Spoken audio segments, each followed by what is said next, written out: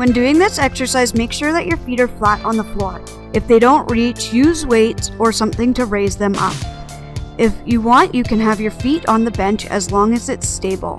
Lay back flat on the bench, making sure that there's no space between your back and the bench itself. When getting onto the bench, position yourself so your eyes are directly under the bar in order to clear the rack. Your feet need to rest flat on the floor and your knees should be higher than your hips. If you're using weights, distribute them evenly and make sure to use safety clips. Always use a safety rack if available. It's best to have a spotter when using weight to prevent injuries.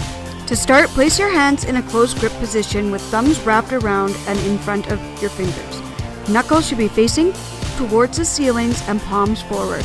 It can cause discomfort to have completely straight up and down wrists. Keep a soft bend in your elbows at all times so that when your arms bend, your elbows are at 90-degree angle and fists are over top of your elbows. You want your elbows perpendicular to the floor. Drive your scapula and back into the bench to create a strong base, making sure to have a fully engaged core the entire time.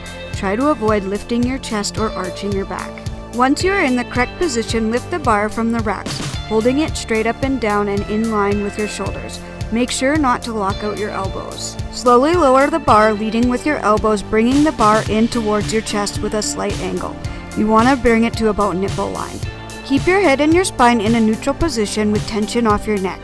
Keep your chin tucked the entire time you're doing this exercise. Have your wrists straight and aligned with your elbows. Lower the bar until the point when your upper arm is parallel to the floor. Stop the motion once you have lowered to achieve a 90-degree angle with your arms.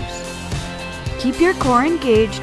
Push the bar back up from your chest, ending above your armpit level, keeping a soft bend in your elbows at the top of the motion. If you have trouble knowing where to stop, try this exercise with light dumbbells by laying flat on your back and doing the motions. Once your elbows touch the ground, that's the end position. Reset after each rep, making sure that your scapula and your core and your back are all in the same neutral position. It's always best to have a spotter.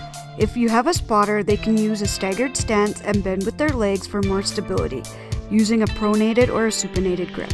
Using an incline or declined bench will target different areas of your chest.